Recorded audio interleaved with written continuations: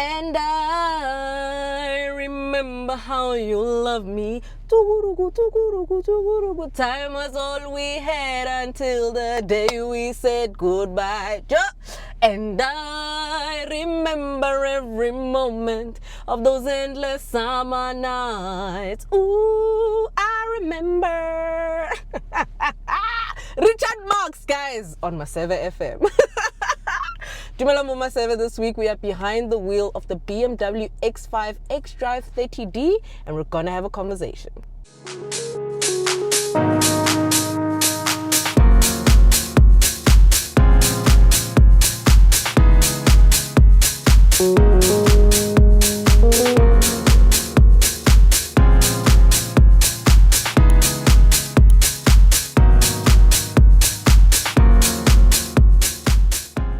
And if you are interested in the BMW X5 and would like insurance on it, click the link in my description box, which will lead you to the Hippo website, where you can compare and contrast up to 12 different insurance quotes. Easy peasy lemon squeezy, and just like that, you'll be able to see how much you can save on insurance on your new X5. So now let's get started with the exterior of the BMW X5. And I think this car is quite the looker. It's a very beautiful bad boy. It sits on 21-inch wheels. You know, it's finished in white, not necessarily my favorite color, but I think it works. Very regal, very executive as well. You've got this large kidney grille, some black accents as well. You've also got your LED headlamps and your daytime running lights. So I think on the exterior, it's really pretty. Roof rails, some black roof rails as well. You've got a sunroof, you know, M Sport badging just all across the vehicle. And I think it's a very, very gorgeous vehicle, guys. I think the X5 for me has always been the bad boy, the gorgeous, the proper executive big SUV. And on the looks department on the exterior, I cannot fault it at all. You've got the X5 badging on the rear, the xDrive30d as well. Very subtle, very minimalist, but I think it looks absolutely exquisite. Moving on to the interior, it's very much a BMW interior, very functional, very pretty. You've got a leather wrapped multifunction steering wheel. You've also got this digital cluster up in front. Graphics are really, really nice and they look really pretty. You've got BMW's curved display as well. This infotainment system screen has Apple CarPlay and Android Auto connectivity. There's also wireless, so that's nice. You've got two cup holders in front, a USB port, a wireless charging bay. You've got this rotary dial that you can use to access all the different functions on the infotainment system screen. The cute little gear lever that I'm trying to get used to. I'm used to that protruding one, but I love the center console as well. I think it looks pretty. There's a bit of wooden trimming finishes, nyana vibes going on, which I find to be really nice and very pretty as well. You've got the X5 decal all over the dashboard, a black roof lining, Harman Kardon sound system, panoramic sunroof, you know, very nice and a very well-equipped interior, you know. Also got flappy pedals, but I hardly use flappy pedals in non-performance variants. I just drive the car as is. You've got electric seats, you've got the memory function as well. So this car is very well put together. I love a good BMW interior. They are functional. Everything is where it needs to be. No fuss, no frill, no theatrics, you know, no gimmicks. So for me, the interior, just like the exterior, an absolute knockout.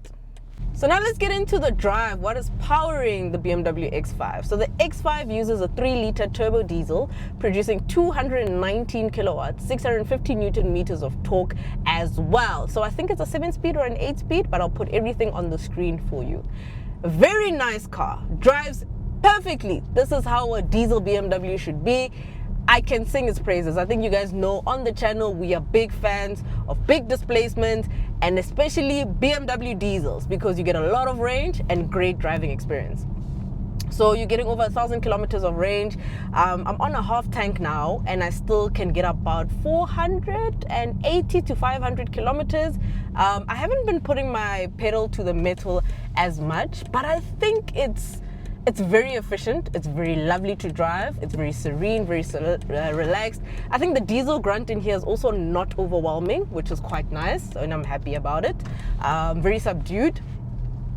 But I think in terms of driving, I mean, it's just another BMW diesel.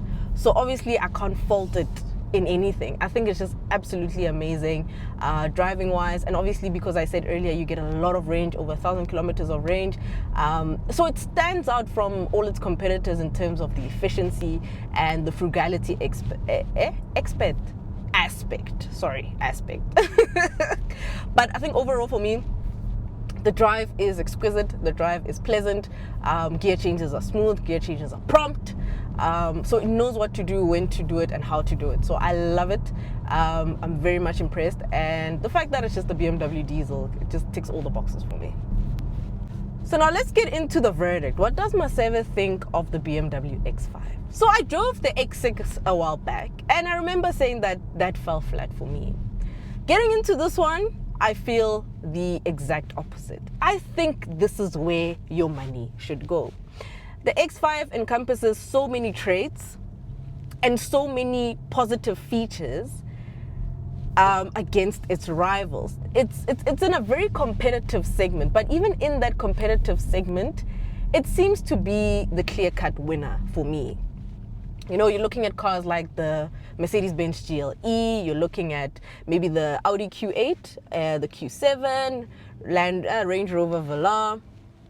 You're looking at cars such as Volvo XC90, you know, all of those cars are very premium. All of those cars are very great.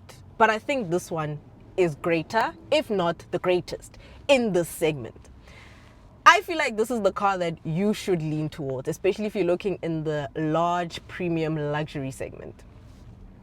Especially with the diesel, you're getting a lot of range, so you know that you are set when it comes to long distance driving, festive season, going to work, going to school. You've got everything. The kids will fit in here, you will fit in here, your family will fit in here, and like, you'll be fine with this car. And I think that this BMW is exactly what anyone and everyone should be buying if they're looking in that segment and have the money for it. So when it comes to the monies, this vehicle is priced at 1,840,000 Rand, an odd almost 1.9 million. And for me, I can't fault that price. I think that price is fine. I would buy it in a heartbeat. The only rival that I would consider outside of this car is the Q8 TDI. But the Q8 is a bit of an unfair comparison because that is a coupe. Q7 for me, haina shape. Like Q7 yatsisanyana, and I haven't driven it, so I can't comment much on it. The GLE is nice. I think I've driven the 300D. There's a 450D if I'm not mistaken. The GLE is nice, but for me feels a bit dated, you know, a bit medieval. Volvo XC90 is also nice, but also the interior is quite dated. The only reason I'd go for an XC90 is because of the Bowers and Wilkins. Here it's Harman Kardon, which is actually good. It's banging, but I think the only reason that would take me to a Volvo is because of the sound system. But I think this car is the cream of the crop in this segment. Nothing comes close to an X5. It's the big daddy. It's the groot man. It's just man. I love also that split tailgate. Like when you get there, what a flex. What a flex. Oh my gosh. Yo, the Lord must bless me with money. This is another episode of Kulavega Mali, because what do you mean? Imagine just saying that oh willy-nilly. Ora wana kuluyaga elali benching yana tu guys. I'm joking, but I think the X5 is actually one of the best in the lot. It's also a car you don't have to explain. I think that's also going to be another metric we're going to use on the channel, that sometimes you just need a car that you don't need to explain. You just rock up and you've got an X5, X5, you're set. It's spacious, it looks good, the boot space is amazing, you've also got a spare wheel in the back, it has the road presence. I don't think there's any more that you would want. So for me, the X5 is a formidable product and probably one of the greatest BMWs, daily BMWs, ever made. And that brings me to my verdict of the BMW X5. And I think this car is a solid 11 out of 10. There is nothing to fault. If I were to say something is wrong with this car, I'd be nitpicking.